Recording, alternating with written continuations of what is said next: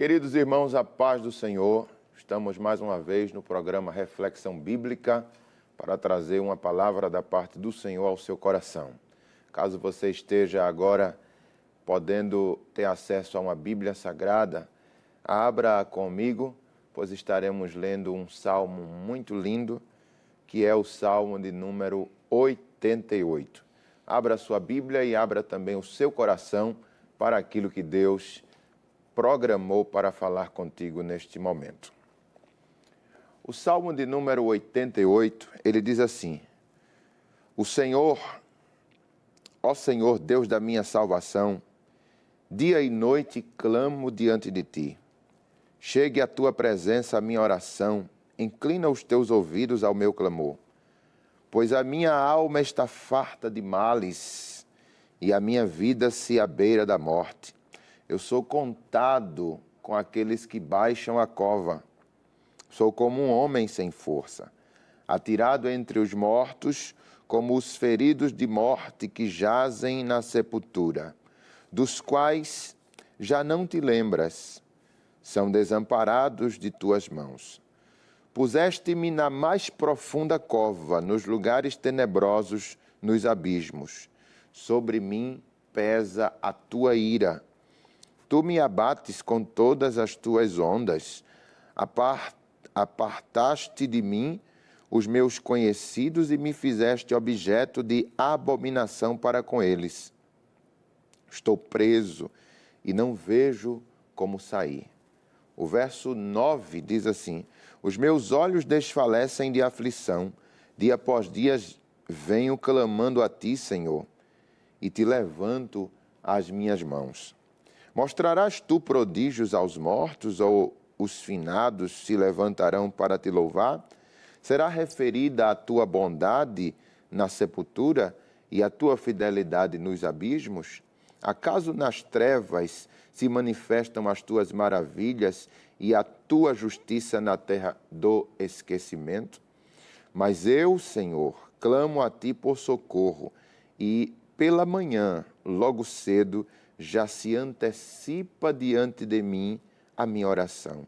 Por que rejeitas, ó Senhor, a minha alma e ocultas de mim o teu rosto? Ando aflito e prestes a expirar desde moço. Sob o peso dos teus terrores estou desorientado. Por sobre mim passaram as tuas iras e os teus terrores deram cabo de mim. Eles me rodeiam como água de contínuo, a um tempo me circundam. Versículo 18.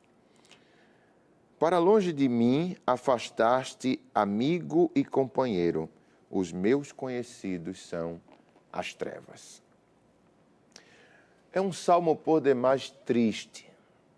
Todo o seu conteúdo é uma lamentação de um dos filhos de Coré. E existem muitos salmos chamados salmos de lamentação, mas nenhum se compara ao Salmo 88 por conta de uma ligação apenas. O Salmo 88 é o único salmo que termina com a mesma tristeza que começou. A lamentação do salmista, ela não se converte em alguma palavra de esperança, como nos outros salmos de lamentação. Se você for fazer uma pesquisa sobre salmos de lamentação, você vai perceber que todos eles ou terminam com um verso, ou uma frase, ou apenas uma palavra muito rápida, mas que identifique que o salmista, ele renova as suas forças com Deus. As suas palavras não ficarão apenas em sofrimento, mas há uma luz de esperança no final de cada salmo de lamentação. Porém, como eu disse, o Salmo 88 é o único salmo que termina com tristeza e inicia com tristeza. Este salmo, ele foi escrito por um dos filhos de Coré, chamado Emã, e só para relembrarmos, Coré foi um daqueles que rebelou-se contra Moisés e contra Arão na conhecida rebeldia durante a peregrinação do povo de Israel no deserto. Coré foi morto pelo próprio Deus de Israel e a sua casa, diz a palavra de Deus, foi engolida. Um terremoto abriu-se, uma fenda engoliu ele e sua família. Porém, a palavra de Deus diz que os filhos de Coré não morreram. E ficou então uma incógnita em Israel sobre o que fazer com aqueles 3 filhos de Coré. Os 3 filhos de Coré, eles não podiam ser mortos, porque Deus não os matou. A Bíblia diz que eles permaneceram vivos. E tampouco eles poderiam permanecer no arraial, porque poderiam levantar uma nova rebelião contra Moisés. Então a palavra de Deus vai nos dar pistas do que aconteceu com os 3 filhos de Coré. E o Salmo 88 é um deles. Tudo faz crer, segundo alguns estudiosos, que estes homens, filhos de Coré, eles foram exilados, ou seja, sofreram uma expulsão do arraial. Permaneceram vivos, como eu disse, então o povo de Israel não podia matá-los, Deus os preservou. E não podiam permanecer no arraial porque poderiam então levantar-se como líderes para uma nova rebeldia e eles decidem então, tudo faz crer assim, a decisão mais lógica, mais sábia foi expulsar os filhos de Coré, tirá-los. E isso, se é realmente como se pensam os estudiosos, deve ter sido uma decisão que, apesar de sábia para o momento, mas de extrema dor para os filhos de Coré.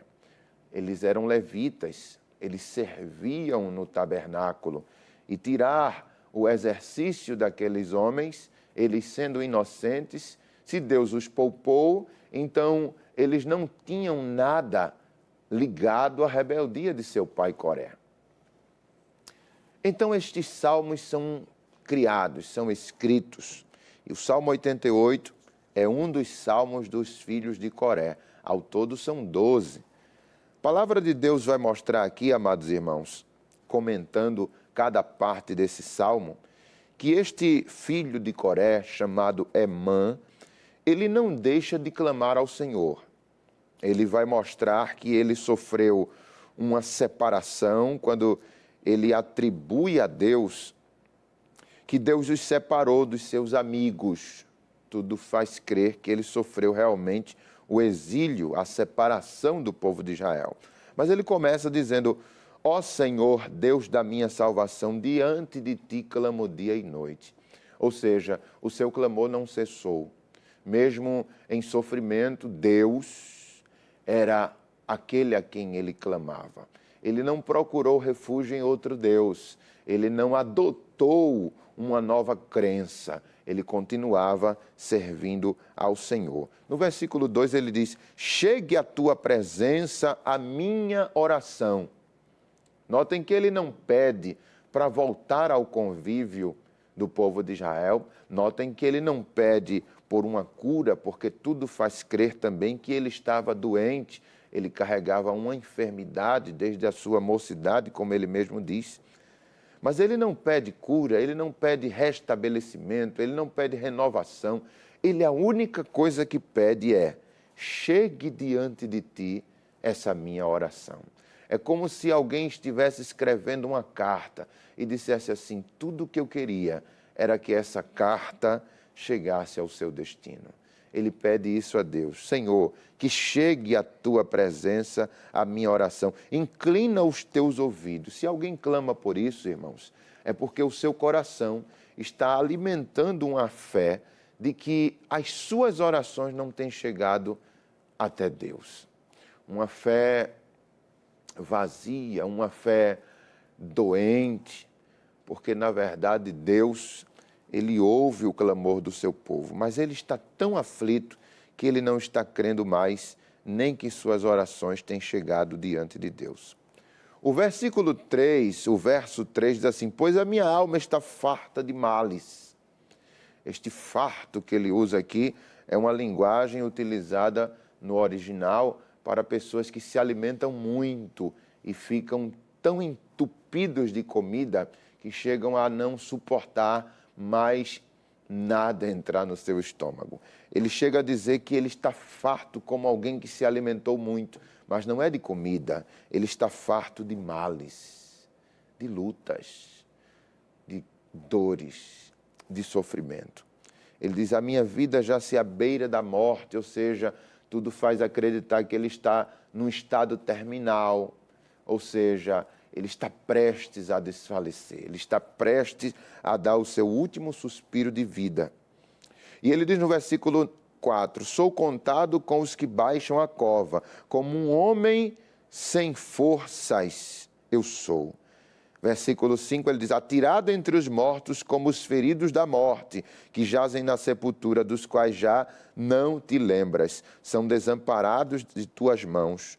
Puseste-me na mais profunda cova, nos lugares tenebrosos, nos abismos. A linguagem que o salmista usa aqui, amados irmãos, é a linguagem de alguém que está numa guerra, é essa a linguagem que ele está usando, e que foi ferido com uma ferida mortal, numa batalha, num conflito, isso é comum acontecer, mas aconteciam feridas que não havia esperança de restauração. Então era isso que se fazia com aqueles que estavam feridos mortalmente. Eles eram jogados em valas com pessoas ali já mortas. Ou seja, para que seu corpo não ficasse ali exposto, ele mesmo estando vivo, ele era jogado ali dentro das covas para morrer entre as pessoas que já estavam mortas. Ou seja, era uma ferida que não havia como ser restabelecida. Era um ferimento mortal que não dava nenhuma margem de esperança para ele voltar a viver. E ele conta que sua situação é como essa. Mas quem o joga na sepultura, ele diz, foi o próprio Deus. Ou seja, ele se sente como se Deus o tivesse pego e mesmo ele estando vivo, Deus o joga numa cova profunda entre as pessoas mortas. Esta é a sensação terrível que o salmista está tendo. No versículo 7 ele diz assim, sobre mim pesa a tua ira, tu me abates com todas as tuas ondas. Apartaste de mim os meus conhecidos e me fizeste objeto de abominação para com eles. Estou preso e não vejo como sair. O salmista aqui, amados irmãos, ele atribui todo o seu sofrimento a Deus. Era uma prática comum das pessoas do povo judeu de ver o sofrimento como algo que vinha diretamente de Deus. Não há figura do diabo nestas lamentações. O povo judeu não atribuía os sofrimentos a uma interferência, uma intervenção do próprio Satanás.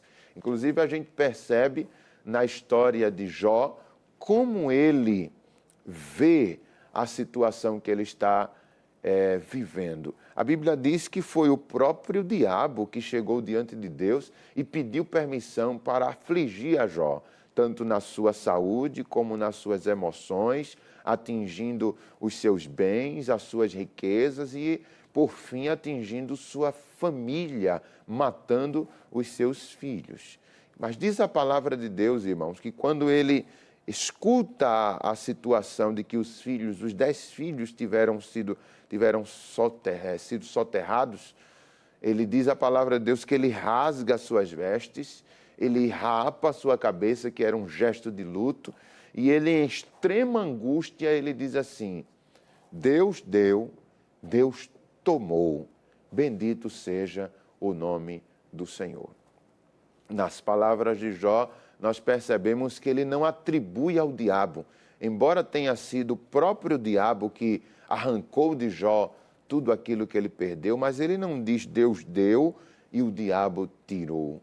Ele atribui unicamente a Deus, porque essa era a forma do povo de Israel entender a vida, é que Deus está acima de todas as coisas. Isso traz um certo conforto, porque quando você percebe que é Deus que está na situação, você entende que ainda há esperança, que através da misericórdia, aquela situação pode ser revertida e Deus pode mudar o quadro. Mas quando é uma atribuição que você dá ao próprio diabo, você, se não tiver força suficiente para lutar contra ele, debilitado já diante da situação, você se vê como um grande derrotado, que o diabo está tendo total liberdade de atingir você, sua família, sua área emocional e sua saúde.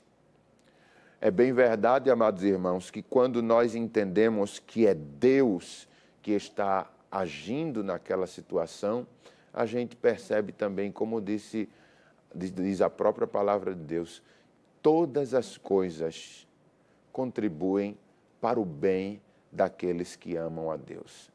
Então, quando você segue os passos do salmista e atribui a Deus todo aquele sofrimento, você vai também ter que entender que aquela situação, ela é pedagógica. Deus está querendo te ensinar algo, Deus está querendo te trazer uma lição.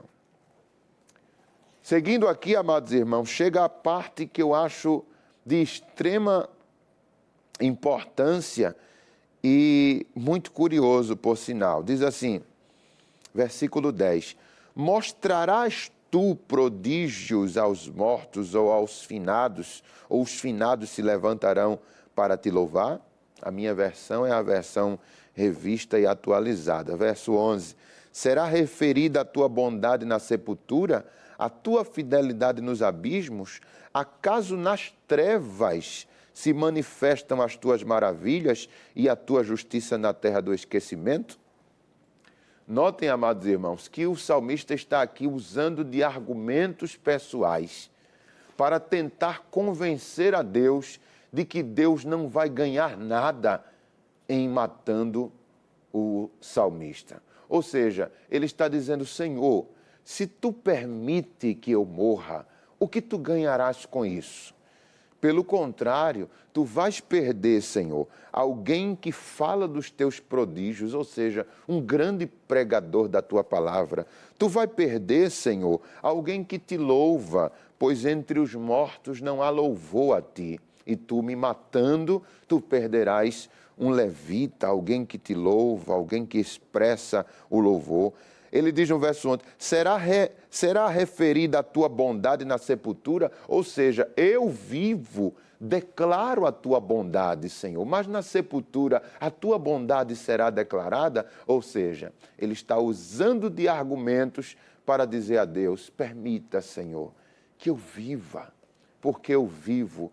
Falarei dos teus prodígios, louvarei o teu nome, anunciarei a tua bondade. Ele fala, a tua fidelidade haverá nos abismos, ou seja, eu proclamo a tua fidelidade. Mas se tu me matas, Senhor, o que há de fazer alguém nas sepulturas? Ele diz no verso 12, acaso nas trevas se manifestam as tuas maravilhas, a tua justiça na terra do esquecimento? Então vejam só, irmão, que argumento forte ele está usando com Deus. Ele está dizendo, Senhor, eu falo dos teus prodígios, eu louvo o teu nome, eu anuncio a tua fidelidade, eu proclamo a tua bondade, eu falo das tuas maravilhas, eu anuncio a tua justiça. Se tu me matas, tu vai me perder, Senhor. E tu vais perder um homem que faz tudo isso por ti. Você que está me ouvindo nesta hora, que argumento tu irias usar para que Deus preservasse a tua vida aqui na terra? O que você poderia argumentar com Deus se Deus estivesse com a intenção de te tirar a vida e você tivesse querendo convencer a Deus de que vivo aqui na terra você traria mais resultados? É algo para nós refletirmos, é uma reflexão bíblica.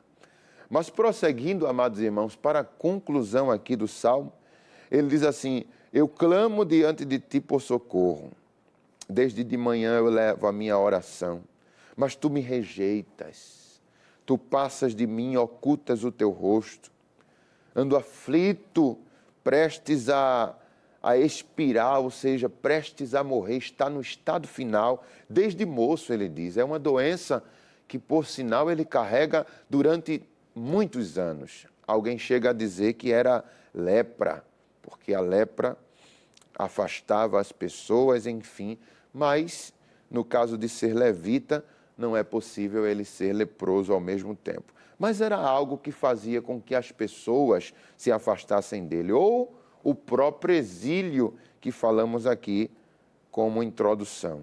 Mas aqui, amados irmãos, eu quero terminar dizendo no versículo 18, verso 18, para longe de mim afastaste amigos e companheiros, os meus conhecidos são as trevas. Queridos, o Salmo termina em choro, em lamentação. O Salmo termina em extremo sofrimento.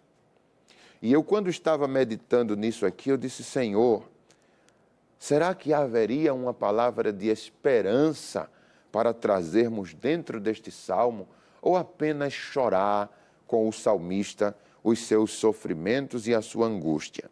E aí, amados, o Espírito Santo me fez lembrar que o Senhor Jesus Cristo também passou por uma agonia semelhante a essa.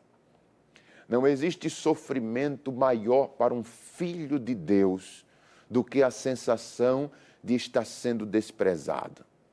A sensação de desprezo vindo da parte de Deus é algo que te esmaga, é algo que te deixa, como ele disse, desorientado. O silêncio de Deus, ele é perturbador, porque você precisa de respostas, e estas respostas, para que elas sejam anunciadas às pessoas que lhe cercam. Certamente, a mulher de Jó, ela queria uma resposta. E mais do que ela, Jó também queria uma resposta. Mas como essa resposta não chega, ela chega então à conclusão precipitada de aconselhar o seu marido e dizer assim, amaldiçoa o teu Deus e morre. Ou seja, termina os teus dias proclamando uma maldição, porque tu vais morrer a qualquer momento. Mas Jó diz, mulher, tu falas como uma louca. Recebemos o bem do Senhor, porventura não receberemos também os males? Ele, amados irmãos, é um exemplo de superação diante do silêncio esmagador de Deus. Mas mais do que Jó, é o que o Senhor Jesus sofreu na cruz do Calvário.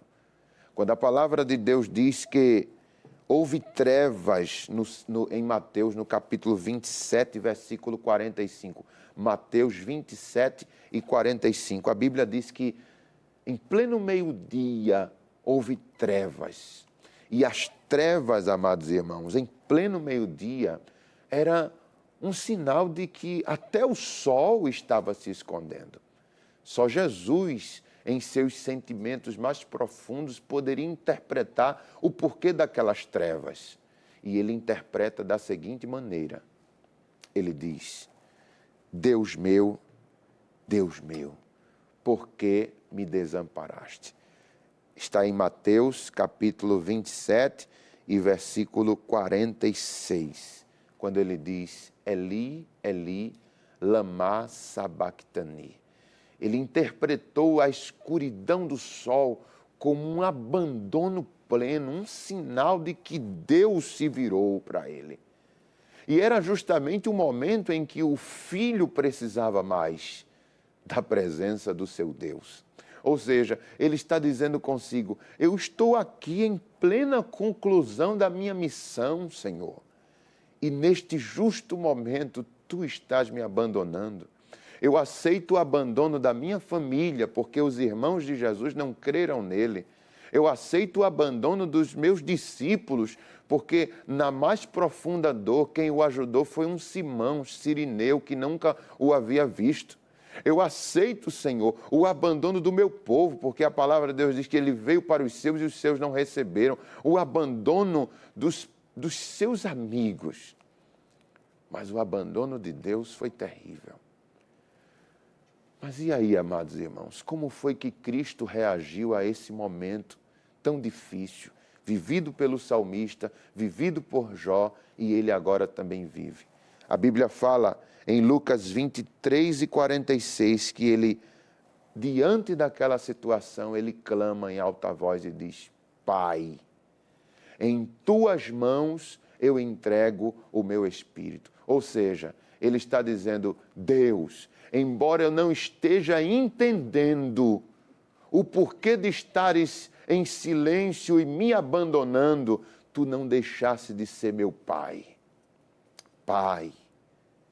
E outra coisa, ele, além de chamar Deus, o Deus que o está rejeitando, o Deus que o está abandonando, ele o chama de Pai, ele ainda diz: em tuas mãos eu entrego o meu espírito. Ou seja, não estou entendendo, Senhor, mas não é por não estar entendendo que eu vou te abandonar, que eu vou rejeitar-te. É em tuas mãos que está o meu espírito. Queridos, nesta hora eu venho chamar a sua atenção e quero concluir aqui agora. Não sei a situação que tu estás passando, as lutas e essa sensação que você tem de que Deus te abandonou. Eu vim aqui em nome do Senhor lhe dizer: você talvez não esteja entendendo o silêncio de Deus, mas entrega tudo nas mãos do Senhor mesmo assim. Porque é justamente isso que o diabo está te forçando a fazer. Abandona o teu Deus, rejeita o teu Deus, esquece o teu Deus, troca a tua forma de ver Deus. Mas o Senhor te diz: permaneça crendo, permaneça entregando, permaneça dedicando, confiando ao Senhor a sua vida. Porque o Senhor Jesus deixou-nos o exemplo. E se o Salmo 88 não tem um final feliz, esse final feliz quem vai escrever é você. Continua colocando diante do Senhor a tua angústia, porque certamente no final de tudo algo vai ser esclarecido para você. Quero convidar você para neste momento fechar falando com Deus e fazendo uma oração somente a Ele, em nome de Jesus. Ore comigo. Pai, na Tua presença estou, Senhor, agradecido por esta palavra. O Salmo 88 é um salmo de lamentação, Senhor, e o filho de Coré, Senhor, escreveu sem deixar um final feliz. A tristeza o matava, o destruía, pela sensação de que ele estava sendo abandonado, esquecido, quando Deus virava para ele o seu rosto. Mas, Senhor, esta sensação é apenas algo, Senhor, que nos engana. Eu sei que por trás das nuvens negras o Teu sol está brilhando, Pai. As Tuas palavras são fiéis, as Tuas promessas estão de pé. E eu quero, meu Pai, que o Teu filho e a Tua filha, que agora me escuta, reaja diante disso, Senhor, como Jesus reagiu na cruz do Calvário, como o próprio Jó, Senhor, quando diz: ainda que ele me mate, nele eu esperarei. Que o teu filho, a tua filha, encontre nesta palavra forças para reagir positivamente, Senhor, e que não deixe de acreditar no Senhor. Assim eu te peço, entra nesta casa, entra neste coração, Senhor, e faça com que o teu filho recobre as suas alegrias, as suas forças. Em nome de Jesus, amém. Deus te abençoe, querido. Foi um prazer mais uma vez ter trazido e ser canal de Deus para a tua vida. Procure uma igreja evangélica, Assembleia de Deus, próxima à sua casa, presidida por nosso pastor-presidente, o pastor Ailton José Alves. Deus abençoe, em nome de Jesus.